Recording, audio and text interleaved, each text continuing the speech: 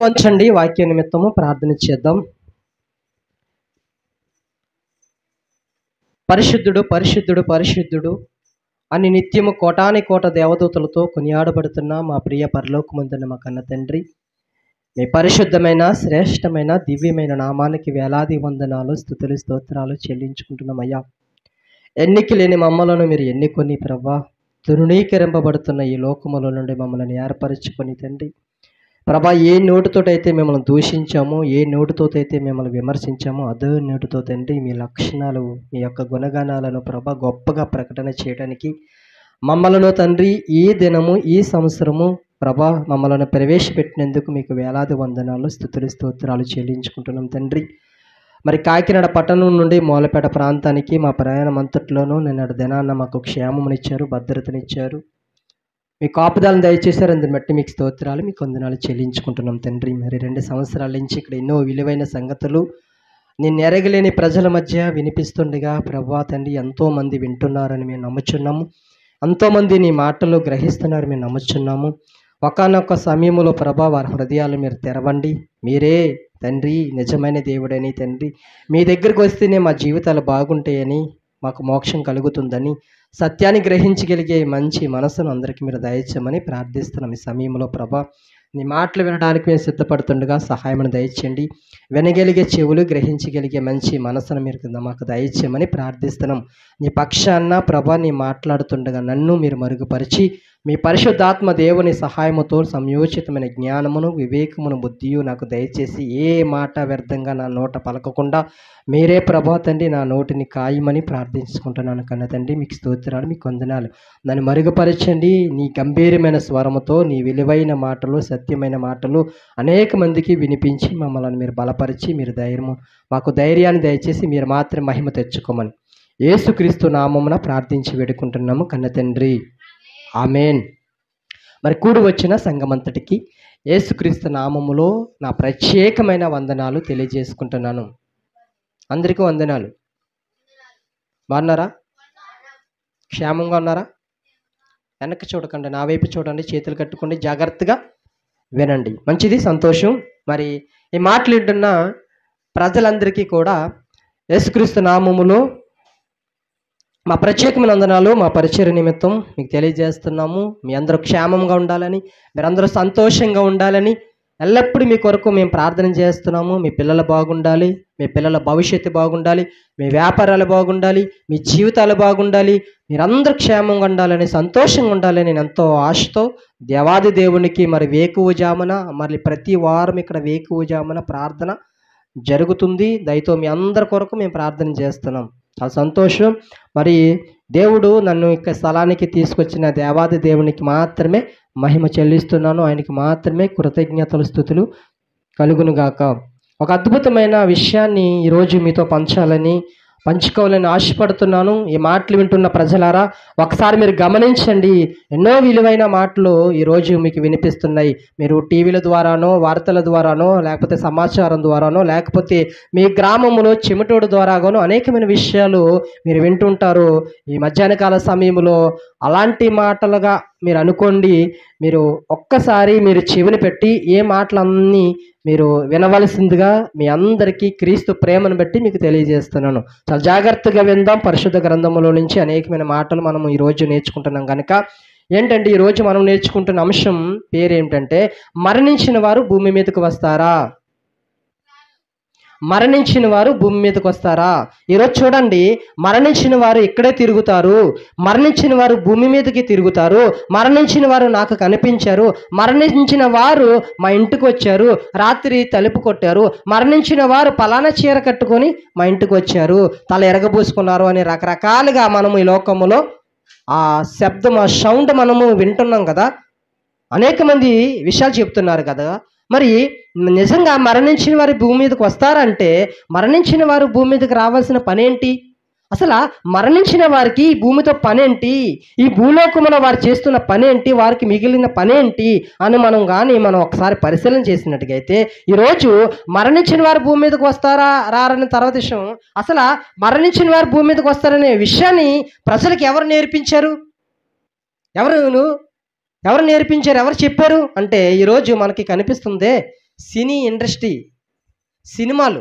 ఈ సినిమాలు ఎన్నో కట్టుకథలు, ఎన్నో కథలు సినిమాలుగా మలిచి ఒక కథని, ఒక కల్పితాన్ని ఒక నిజంగా మలచి ఒక మంచి హీరోని సెలెక్ట్ చేసి మంచి సౌండ్, బ్యాక్గ్రౌండ్ సౌండ్ పెట్టి మంచి మ్యూజిక్ పెట్టి అంత మంచి డెకరేషన్లు పెట్టి అంతగా మన మంచి కెమెరాలతోటి ఈరోజు మరణించిన వారి లోకానికి వస్తారని చాలామంది ఏం చేస్తారంటే దయ్యాలుగా వస్తారు, కోరికలు తీర్చుకోవడానికి లోకానికి వస్తారని సినిమాల్లో చూస్తున్న మనము అది నిజం అనుకొని, మనము అది రియల్ అనుకొని, అదే వాస్తవం అనుకొని, అదే సత్యం అనుకొని ఈరోజు మనం కూడా అదే మాటలు మన నోట నుండి మాట్లాడుతున్నాం.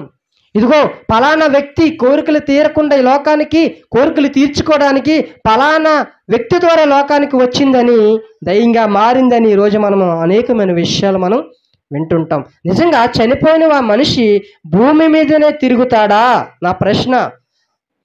చనిపోయిన వ్యక్తి ఈరోజు చూడండి, ఎంతోమంది మన బంధువులు చనిపోయారు. ఈరోజు మా నాన్నగారు మొన్న 2-3 నెలల క్రితము డిసెంబర్ 29వ తేదీన జనరల్ హాస్పిటల్లో మా నాన్నగారు చనిపోయారు. మా నాన్నగారు చనిపోయిన మా నాన్న ఈ లోకంతో పనేంటి, అసలు భూమి మీదకి రావాల్సిన పనేంటి?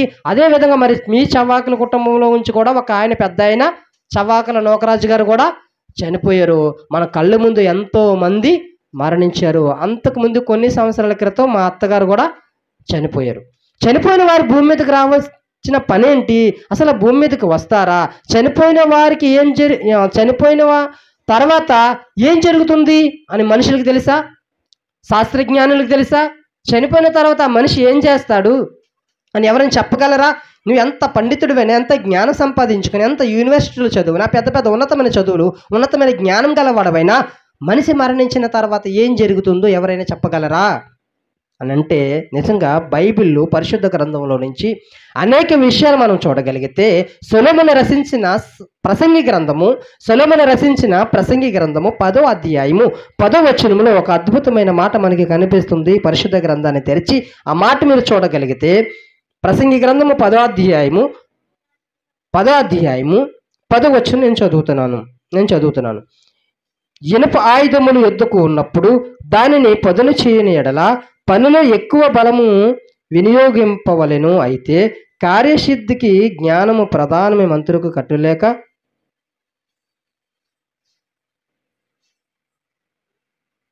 క్షమించండి, వాక్యము రెఫరెన్స్ తప్పు చెప్తున్నాను. 10వ అధ్యాయము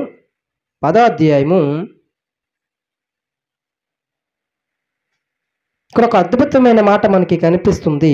ప్రసంగి గ్రంథము 10వ అధ్యాయములో ఏమని కనిపిస్తుందంటే, చనిపోయిన తర్వాత ఏం జరుగునో ఎవరికి తెలియను. మీరు అండర్లైన్ చేయాలి. చనిపోయిన తర్వాత ఏం జరుగునో ఎవరికి తెలుసు? ఎవరు చెప్పగలరు? ఎవరైనా చూస్తారా? నిజానికి మనది వాస్తవం కాదో తెలియదు, కానీ ఒక మనిషి కొన్ని గంటల్లో చనిపోతాడని కానీ ఒక గ్లాసులో బంధించారంట.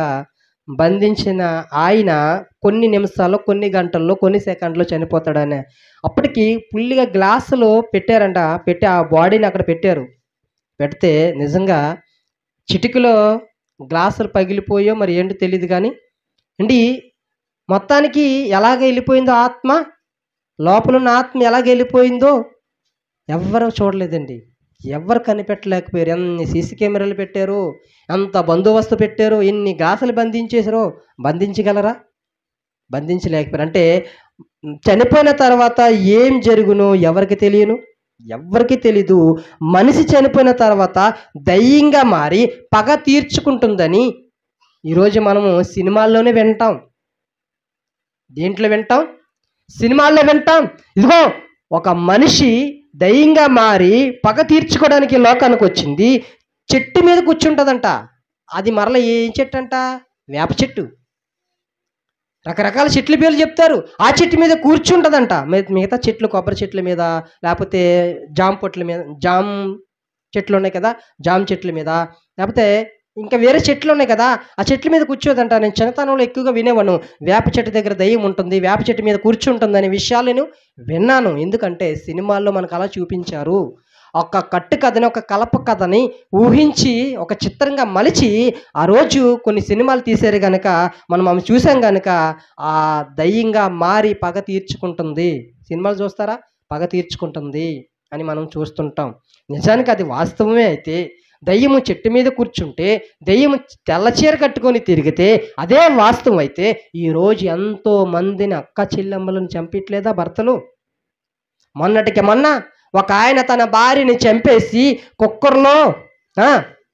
కుక్కర్లో ఆడించేసి ఏం చేశాడంట, బాగా ఎండపెట్టి ఆ పొడుగుగా చేసి ఆ పొడుగుని ఏం చేశాడు, మొక్క మొక్కలుగా నరికి కుక్కర్లో ఉడికించి బాగా ఆరపెట్టిన తర్వాత మిక్సీలో ఆడించిన తర్వాత పొడుగుగా చేసి ఆ పొడుగుని ఏం చేశాడంట, ఒక చెరువులో కలిపేశాడని చెప్తున్నారే.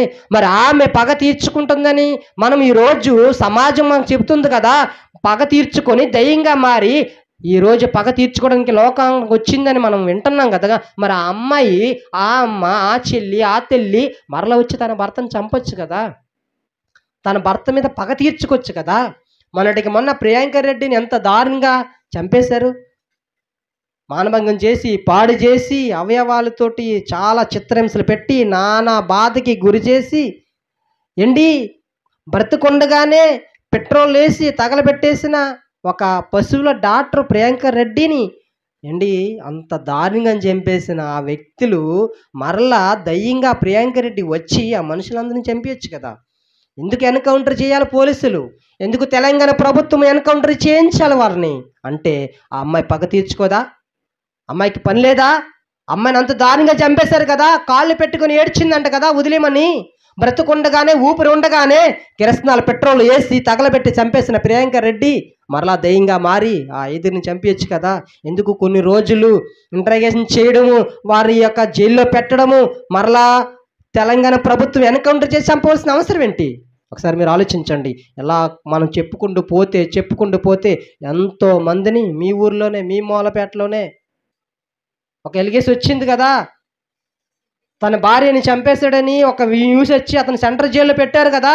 మరి తన భార్య ఊరేసుకున్న ఆమె మరలా వచ్చి తన భర్తని ఎంతో పగ తీర్చుకోవచ్చు కదా.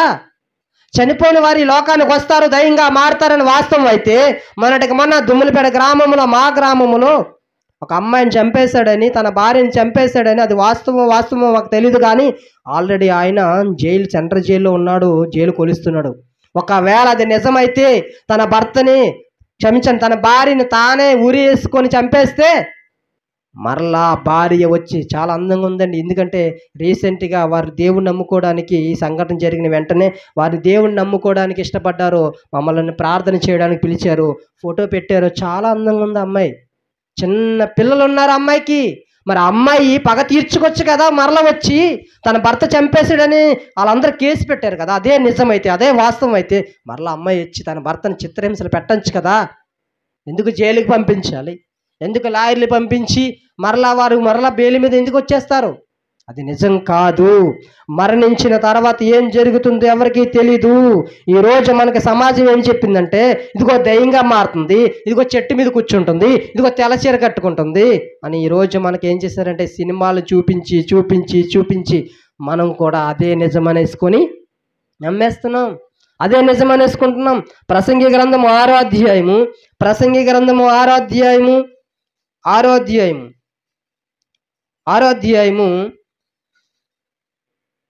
వచనము ఇందాక చెప్పాను కదా, వారు చనిపోయిన తర్వాత ఏమి సంభవించునో వారితో ఎవరు చెప్పగలరు?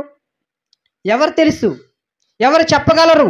ఒక మనిషి చనిపోయిన తర్వాత ఆ మనిషి ఫలానా వ్యక్తికి మళ్ళా దయ్యంగా మారి లోకానికి వస్తుందని ఎవరు చెప్పగలరు? ఎవరైనా చెప్పగలరా? మళ్ళీ అమృత చిన్న పాప, అప్పుడు మా అత్తగారు చిట్టమ్మ చనిపోతే ఒక ఆమె వచ్చి ఏమంటుందో తెలుసా? చనిపోతున్నప్పుడు మేము కూడా కొన్ని నెలలు అక్కడే ఉన్నాం. అక్కడుండే ఒక ఆమె వచ్చి ఏమంటుందో తెలుసా? ఇదిగో మీ భార్య, మీ ఆవిడ చిట్టమ్మ మా ఇంటికి వచ్చి మంచినీళ్ళు అడుగుతుందంట. ఎవరిని వెళ్ళి? ఒక ఆవిడ దగ్గరికి వెళ్ళి మంచినీళ్ళు అడుగుతుంది. మీరు ఆ మంచినీళ్ళు పెట్టండి అంటే రోజుకి మా మామ ఏం చేశాడు తెలుసా? రోజుకి చెంబుతో నీళ్ళు పెట్టేవాడు అక్కడ. అప్పుడే నేను బైబిల్ ట్రైనింగు క్లాసులు అవుతున్నాయి, చనిపోయిందని మేడం గారి దగ్గర పర్మిషన్ తీసుకొని ఇంటికి వచ్చాం. అప్పుడు కాస్త కోస్త వాక్యం లోపలికి పంపిస్తున్నాం. అనేకమైన సత్యవాక్యాలు దేవుడు ఆ టీచర్స్ ద్వారా, ఆ సార్ ద్వారా ఎన్నో విలువైన సంగతులు మాకు నేర్పిస్తున్నారు. కొంత కొంత కొంత బలాన్ని మేము పొందుకుంటున్నాం. ఆ తరుణంలో నేను ఒకటే అడిగాను, మావయ్య నీళ్ళు పెడుతున్నావు కదా, మరి ఉదయానికల్లా నీళ్ళు ఉండకూడదు కదా? అమ్మ అర్థమవుతుందా? ఇప్పుడు నీళ్లు కావాలి, దాహం వేస్తుందని నేను అడిగినప్పుడు నీళ్ళు పెట్టాను అన్నప్పుడు నీళ్ళు పెట్టాం, మరి నీళ్ళు తాగొచ్చు కదా? నీళ్ళు అలాగే ఉంటున్నాయి, నీళ్ళు తగ్గట్లేదు. మరలా ఇడ్లీ పెడతారు, ఆ ఇడ్లీ తింటుందా? ఇడ్లీ తిందు. టిఫిన్ పెడతారు, టీ పెడతారు, పాలు పెడతారు, ఫ్రూట్స్ పెడతారు. మా నాన్నగారు చనిపోయిన తర్వాత ఎన్ని ఫ్రూట్స్ పెట్టేవారో, ఏం తిన్నాడా? తినొచ్చు కదా. మా నాన్నకి డ్రింక్ అంటే ఇష్టం, మా నాన్నగారికి ఫ్రూట్స్ అంటే ఇష్టం, మరి తినొచ్చు కదా, వచ్చి తినొచ్చు కదా. ద్రాక్ష పళ్ళు, టీ, టిఫిను, భోజనం అన్నీ పెట్టేవారు, తిన్నారా? మీ ఊర్లో కూడా ఎవరైనా చనిపోతే ఏం చేస్తారు? ఫోటో దగ్గర అన్నం పెడతారు, కూర పెడతారు, చేప పెడతారు, ఒక్కొక్కరు అయితే మందు కూడా పెడుతున్నారు. మరి తాగుతున్నారా? ఎవరికి తెలుసండి ఏం జరుగుతుందో ఎవరు చెప్పగలరు? మనిషి చనిపోయిన తర్వాత ఏమి సంభవించునో ఎవరు చెప్పగలరు? మీరు అనుకోవచ్చు ఏంటి, మనిషి చనిపోతున్నాడు అనగానే మీరు ఒక్కసారి అక్కడ ఆలోచించండి. చనిపోయిన వ్యక్తి దగ్గరికి వెళ్ళి కూర్చొని వినండి. చెవులుంటాయి, కళ్ళుంటాయి, చేతులుంటాయి, కాళ్ళుంటాయి, అవయవాలన్నీ ఉంటాయి, కానీ పని చేయవు. పని చేయించే శక్తి తనలో నుంచి వెళ్ళిపోయింది. దాన్నే ఆత్మ అంటారు. ఏమంటారంట? ఆత్మే మనుషులని జీవింపజేస్తున్నది. శరీరము కేవలము నిష్ప్రయోజనము.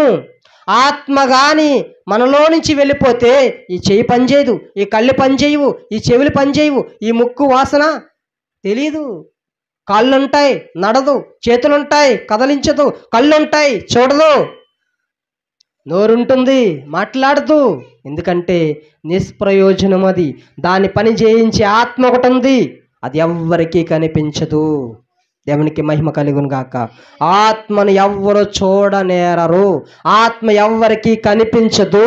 ఇది వాస్తవము. ఎవరికీ కనిపించదు. ఏ రంగులో ఉంటుంది? తెల్లగా ఉంటుందా, నల్లగా ఉంటుందా, ఎరుపుగా ఉంటుందా, పచ్చిగా ఉంటుందా, పొట్టిగా ఉంటుందా, పొడవుగా ఉంటుందా, ఏ రంగులో ఉంటుంది, ఏ కలర్లో ఉంటుంది, ఎంత హైట్ ఉంటుంది? ఎవరైనా కొలతలు వేయగలరా? ఏం కొలతలు వేయగలరా? మొన్న మీ కుటుంబంలో మరి మూలపేటలో ఒక ఆయన పెద్ద ఆయన చనిపోయాడు కదా, ఆ పెద్ద ఆయన దగ్గర కూర్చున్నారు కదా, ఎవరికైనా చేతులు కదిలేయా, కాళ్ళు కదిలించారా? ఇక్కడ సమాధి చేశారు కదా. చూడండి, ఒక అద్భుతమైన మాట నేను చూపిస్తున్నాను బైబిల్ గ్రంథంలో నుంచి, యోబు గ్రంథంలో నుంచి. యోబు గ్రంథం 21వ అధ్యాయం ఒకసారి మీరు తెరిచి చూడగలిగితే, యోబు గ్రంథము 21వ అధ్యాయము, యోబు గ్రంథం 21వ అధ్యాయము 13వ వచనం. 21వ అధ్యాయము 13వ వచనం. వారు శ్రేయస్సు కలిగి తమ దినమును గడుపుదురు, ఒక్క క్షణములోనే పాతాళమునకు దిగుదురు.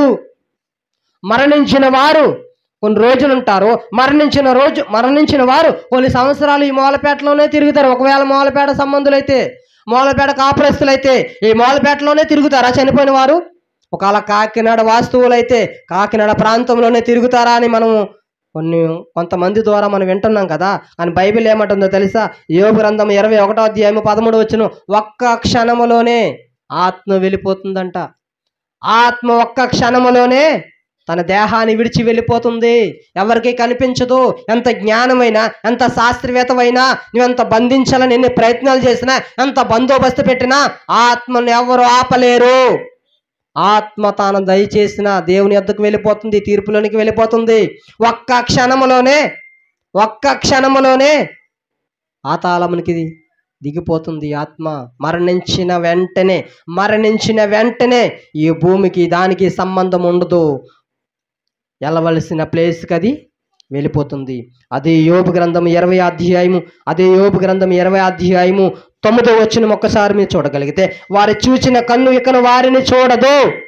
ఏదైతే కన్ను చూశారు కదా, మరి మొన్న చనిపోయారు కదా సవాకల నోకరాజు గారు, తన కొడుకులను చూశారు, కోడలను చూశారు, మనవరాండ్రులను, తన అన్నదమ్ములను అందరిని చూశాడు కదా. ఇప్పుడు చూడగలడా? చూడలేడు. అదే మాట బైబిల్ గ్రంథంలో చక్కగా రాయించుడు. వారిని చూచిన కన్ను ఇకను వారిని చూడదు, వారి స్థలమును వారు మరి ఎన్నడను కనబడరు. మరలా వస్తాడా? మరలా కాలనీలోకి వస్తాడా? మరలా తనకున్న రెండింటి దగ్గరికి ఆయన వస్తాడా? రాడు. భూమికి ఆయనకి సంబంధం లేదు. భూమికి మరణించిన వారికి ఎటువంటి సంబంధం ఉండదు. ఈ వాస్తవాన్ని మీరు గ్రహించండి.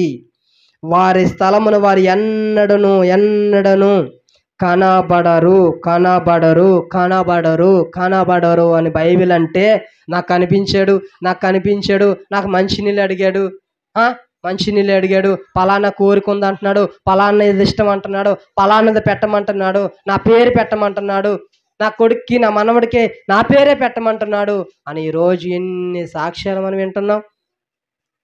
ఎన్ని వింటున్నాము.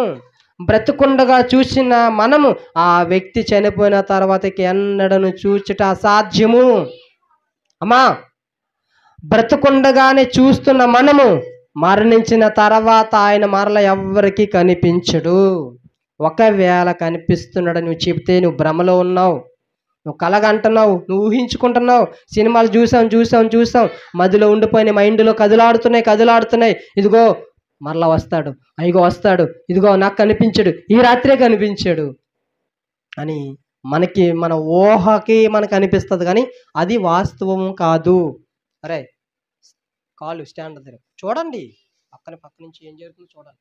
ఓకే, దేవునికి మహిమ కలుగును గాక. ఇంకొక విషయం తెలుసా, ఈరోజు ఈ సినిమా ఇండస్ట్రీ ద్వారా మరణించిన వారికి ప్రేమలు ఉంటాయని, ఇంకేంటంటే ఒక జనంలో చనిపోతే మరొక జనంలో పెళ్లి చేసుకుంటారా, ఒక జనంలోనూ పగ తీర్చుకోవడానికి ఏగగా కూడా మరొక జనంలోనూ జన్మిస్తారా? చూసారా సినిమాలు? నేను అప్పుడు మారిన తర్వాత కూడా కొన్నిసార్లు మన సినిమాలకు వెళ్ళేవాడిని. అప్పుడు ఒక వ్యక్తిని ఒక ఆయన చంపేస్తే ఆ వ్యక్తి పగ తీర్చుకోవడానికి ఈగగా పుడతాడు.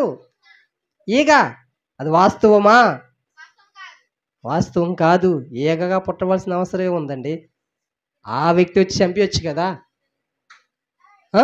రకరకాలుగా మనకి ఈరోజు అనేకమైన విషయాలు మనకి కనిపిస్తున్నాయి. ఈరోజు ఏమంటాడో తెలుసా, మనిషి మరణించిన తర్వాత ప్రేమిస్తారంట. మరణించిన తర్వాత మనిషి ఏం చేస్తాడంట, పగ తీర్చుకుంటాడంట. మరణించిన తర్వాత మనిషికి ఏముంటుందంట, అసూయ ఉంటుందంట. మరణించిన తర్వాత మనిషికి ఏముంటుందంట, సూర్యుని క్రింద జరిగే వాటిలో వారికి వంతుంటుందని మనుషులు అంటున్నారు ఈరోజు. కానీ పరిశుద్ధ గ్రంథము బైబిల్ ఏమంటుందో తెలుసా? ఈ మాటలు వింటున్న ప్రజలారు ఒక్కసారి మీరు మనసు పెట్టి మాటలు వినండి. బైబిల్ గ్రంథములో దేవుడు రాయించిన ప్రతి మాట వాస్తవం, అది నిజం, అది సత్యం కనుకే దేవుడు రాయించాడు. ఈరోజు అనేకమైన ఆయన పిల్లల ద్వారా అనేకమైన సందర్భాలు మీకు వినిపిస్తున్నాడు. చూద్దాం ప్రసంగి గ్రంథము 9వ అధ్యాయము 6వ వచనము. బ్రతికున్నవారు తాము చతురని ఎరుగుదురు, అయితే చచ్చిన వారు ఏమియు ఎరుగరు అని బైబిల్ అంటే ఈరోజు ఎరుగుతారు, ప్రేమిస్తారు, పగ పెంచుకుంటారు, అసూయ ఉంటుంది. సూర్యుని కింద ఏమైతే జరుగుతుందో వారికి అన్నికి వారి సంబంధం ఉంటుందని మనుషులు అంటున్నాడు. కానీ దేవుడు అంటున్నాడంటే చచ్చిన వారు ఏమీ ఎరగరు, వారు పేరు మరవబడి ఉన్నది, వారికి ఏ లాభము కలుగుతూ వారికి ప్రేమింపరు. ప్రేమ ఉండదురా నాయన, ప్రేమించరు. నువ్వు ఎలా పోనా పట్టించుకోరు. నువ్వు ఎలాగ ఎన్ని సింగినాదాలు చేసినా, ఎన్ని అవతారాలు ఎత్తినా అసలు నిన్ను చూడరు, నిన్ను పట్టించుకోరు. వారికి నీకు సంబంధం లేదు. వారి ఆయుష్ ముగించుకునే కాలగర్భంలో కలిసిపోయారు. వారి పార్థివ దేహాన్ని ఏం చేశారు? భూగర్భంలో కలిపేశారు. ఆత్మ వెళ్ళవలసిన చోటికి ఆత్మ వెళ్ళిపోయింది. వారికి ప్రేమింపరు, పగ పెట్టుకొనరు, అసూయపడరు. సూర్యుని క్రింద జరుగు వాటిలో దేని యందున వారికి ఎన్నటికి వంతు లేదు. అంటే వంతుందంట. ఏముందంట? వంతు. వారికేం తెలుసా? సంబంధం లేదు. అసలు ఏం జరుగుతుందో వారికి అనవసరం. వారి కాలాన్ని ముగించుకోరు. దేవుడు 60 సంవత్సరాలు ఇచ్చాడా, 50 సంవత్సరాలు ఇచ్చాడా, 70 సంవత్సరాలు ఇచ్చాడా, 100 సంవత్సరాలు ఇచ్చాడా, 30 సంవత్సరాలు ఇచ్చాడా, 20 సంవత్సరాలు ఇచ్చారా? వారి కాలాన్ని ముగించుకొని వెళ్ళిపోతారు. వారికి ప్రేమింపరు, వారికి ఇక పగలు పెట్టుకోరు. అయ్యో నేను ఎవడు చంపేశాడని కత్తి కాచుకొని దారిలో కాచుకొని మరలా నిన్ను మీద దాడి చేయరు. అలా చెయ్యాలనుకుంటే ఈరోజు ఎంతోమంది మరణించిన వారు ఉన్నారు. ఎంతో మందిని మర్డర్ చేసిన వారు ఉన్నారు. పట్ట పగలే కత్తిలతో పొడి చేసిన వారు ఉన్నారు. పట్ట పగలే చంపేసిన వారు ఉన్నారు. ఉరిలి పోసిన వారు ఉన్నారు. మొన్నటికి మొన్న ఒక బ్రిడ్జి మీద నుంచి తన భార్యను, కూతురిని, చిన్న బిడ్డను తోసేసాడు తెలుసా ఒక ఆయన. నిజంగా పగ పెంచుకుంటే భార్య బిడ్డ వచ్చి తన భర్తను చంపచ్చు కదా. అలా ఎన్ని సాక్ష్యాలు ఉన్నాయి. కిరసనాలు పెట్రోలు పోసి చంపేసేవారు ఎంతో మంది. పేక పిసికి చంపేసిన వారు ఒకరు. మొన్నటికి మొన్న వైజాగ్లో ఒక కానిస్టేబుల్ భార్య ఆ భర్తను చంపడానికి తినే బిర్యానీలో విషం కలిపి మత్తుమంది కలిపి తన ప్రియుడిని పిలిపించి ఇద్దరు కలిసి కానిస్టేబుల్ని పోలీస్ డిపార్ట్మెంట్లో ఉన్న ఆయన చంపేశారు. మరి పగ తీర్చుకున్నాడా? కక్ష తీర్చుకున్నాడా? పగ పెట్టుకున్నాడా? అంటే మీరు ఒకసారి చూడండి. ఇవన్నీ వాస్తవం కనుక దేవుడు చక్కగా రాయించాడు. వారిలో ప్రేమింపరు, వారి పగ పెట్టుకొనరు, వారికి అసూయ ఉండదు, సూర్యుని కింద జరిగిన వాటిలో వాటికి ఏని యందు వాటికి వంతు లేదు. చూడండి మరొక మాట నేను చెప్తున్నాను. ఇర్మియా గ్రంథంలో నుంచి, ఇర్మియా గ్రంథము 22వ అధ్యాయము 10వ వచనము.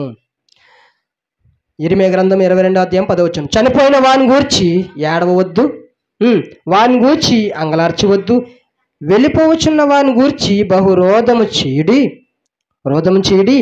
వాడు ఇకను తిరిగి రాడు, తన జన్మభూమిని చూడడు. వాడు ఇక తిరిగి రాడు, తన జన్మభూమిని చూడడు అని బైబిల్ అంటే మరలా మూలపేటలోనే తిరుగుతున్నాడా? మరలా కాలనీలోనే తిరుగుతుందా? ఆమె చంపేసిన ఆమె కాలనీ చుట్టూరు తిరుగుతుందా?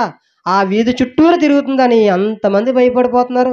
ఇటు దేవుని నమ్ముకుని పిల్లలే, ఇటు ఇన్ని సాక్ష్యాలు, ఇన్ని ఆధారాలు దేవుడు రాయించాడే.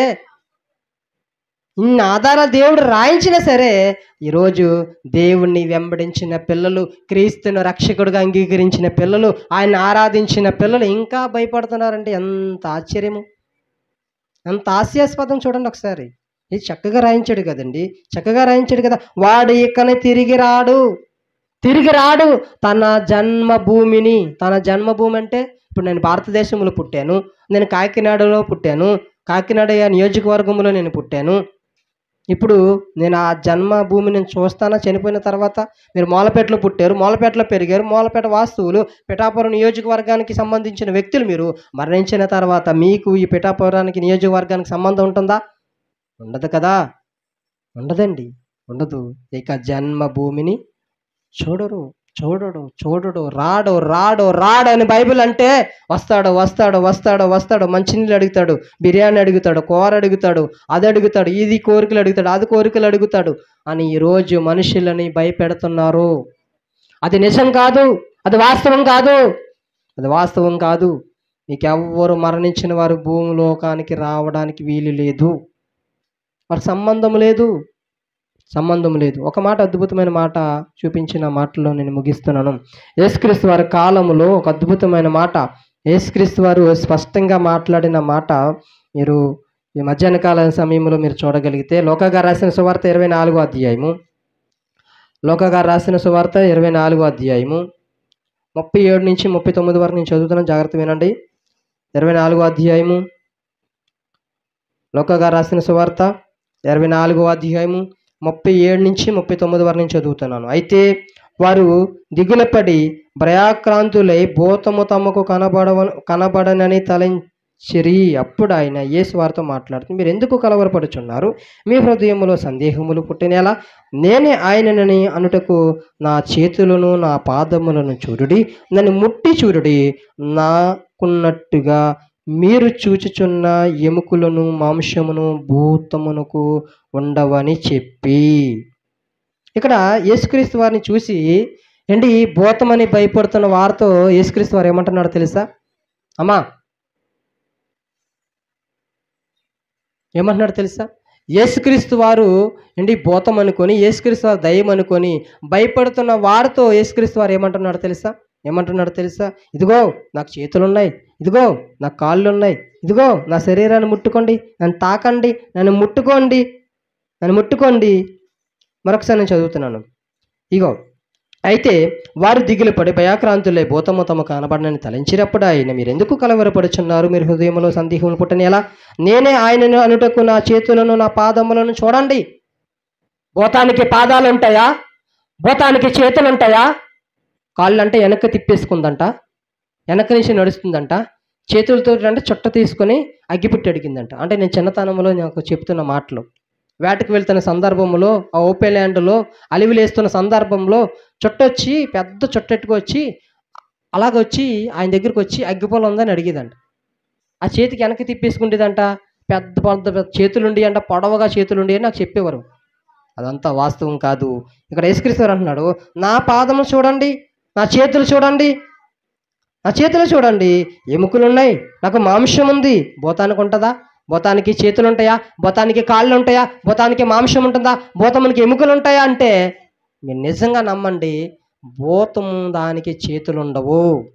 భూతమునికి దయ్యానికి చేతులు ఉండవు, దయ్యానికి కాళ్ళు ఉండవు, దయ్యానికి మాంసము ఉండదు, ఎముకలు మనకలా ఉండవు. మరి ఉండని ఆ దయ్యం చూసి మా నాన్న వచ్చాడు, మా అమ్మ వచ్చింది, మా అక్క వచ్చింది, మా చెల్లి వచ్చింది అని ఎలా చెప్పగలవు నువ్వు? చేతులు లేవే, ఆ చేతులు ఎప్పుడో నువ్వు మట్టిలో కలిపేస్తావే, ఆ కాళ్ళు, ఆ దేహం, ఆ మాంసము, ఆ ఎముకలన్నీ మట్టిలో కలిసిపోయే. ఏదో రోజు ఏదో ఎప్పుడో భూగర్భంలో ఆమెను కలిపేస్తావే, భూగర్భంలో ఆమెను కప్పెట్టేసావే, గొయ్యి తీసి కప్పెట్టేసావే, కాల్చేసావే. మరి ఆమె చేతులు ఎలాగొచ్చినాయి, కాళ్ళు ఎలాగొచ్చినాయి, మాంసం ఎలాగొచ్చింది, ఎముకలు ఎలాగొచ్చినాయి? ఇటంట చేతికంట గాజులు ఇక్కడికి వరకు గాజులు వేసుకుందంట. గల్లు గల్లు గల్లు గల్లు అని పట్టీలు వేసుకుందా. కాళ్ళు ఎక్కడున్నాయి? భూతానికి కాళ్ళు ఎక్కడున్నాయి? చేతులు వేసుకోవడానికి, గాజులు వేసుకోవడానికి చేతులు ఎక్కడున్నాయి? కట్టుకోవడానికి మాంసం ఏది? చీర, తెల్ల చీర కట్టుకోవడానికి, తల ఎరగబోసుకోవడానికి మాంసం ఏది? ఆవిడకి ఎముకలేయి, నరాలేయి, భూతానికి ఉంటాయా? అంటే యేసుక్రీస్తు వారు అంటున్నాడు, ఇదిగో గాజులు వేసుకోవడానికి చేతులు ఉండవు, పట్టీలు ఎట్టుకోవడానికి కాళ్ళు ఉండవు, జుట్టు ఎరగబోసుకోవడానికి మాంసం ఎముకలు ఏమీ ఉండవు, తెల్లచీర కట్టుకోవడానికి శరీరం ఉండదు. అది ఆత్మ. ఆత్మ ఎవరికి కనిపిస్తుందా? కనిపించదు.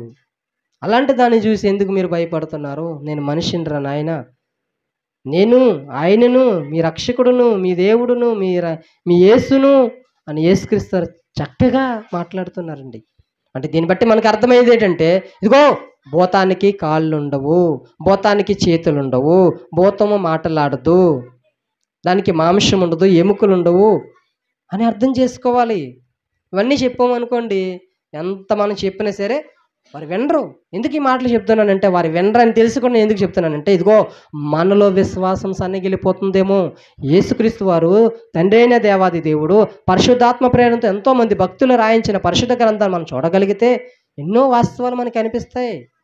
నేను అదే అంటాను, మరణించిన ఏ సమయంలోనైనా శవం దగ్గరికి వెళ్ళడానికి నేను సిద్ధం.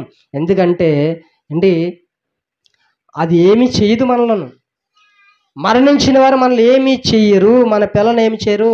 నా కూతురు చిన్న బిడ్డలను కూడా నేను హాస్పిటల్కి తీసుకెళ్తాను, మరణించిన వారి దగ్గర తీసుకెళ్తాను. ఎవరో నా బంధువులు చనిపోతే వారి దగ్గరికి నా కుటుంబం వెళ్తాం, నా పిల్లలు, చిన్న పిల్లలు కూడా తీసుకువెళ్తాను. ఎందుకు తెలుసా? ఇదిగో వాళ్ళు ఏమీ చెయ్యరు, టైం అయిపోయింది, వెళ్ళిపోయారు. కొంత సమయం అవుతే ఈ శరీరాన్ని ఏం చేస్తాం? మట్టిలోకి పాతేస్తాం. ఆత్మ వెళ్ళిపోయింది, మరి ఏం చేస్తుంది? ఏది మనం చేసేది? ఏమి మనల్ని చేయదు. అది వాస్తవం. ఆ సత్యాన్ని గ్రహించాను కనుక నేను మరణించిన వారి దగ్గరికి ఏ టైం పడితే ఆ టైం వెళ్తుంటాను, ఎక్కడ పడితే అక్కడికి వెళ్తాను. ఎంత దూరమైనా. ఒకసారి అయితే 60-70 కిలోమీటర్లు జర్నీ చేసి ఒక సహోదరి తల్లి చనిపోతే నేను చూడడానికి వెళ్ళాను. ఒక ఆయన, ఒక చంటి బిడ్డ సాంబార్ల పొడుపు చనిపోతే అండి 60-70 కిలోమీటర్లు ఆ బాబుని నేను ఎత్తుకొని వ్యాన్లో ఎక్కించి, నేను ఎత్తుకొని ఒళ్ళు వేసుకొని నేను ఎక్కించాను. ఎంతోమంది ఈ చేతులతో శవాలని హాస్పిటల్ నుంచి వదిలేస్తే ఎంతోమంది తెలిసిన వారు నేనే దగ్గరుండి తీసుకొచ్చాను.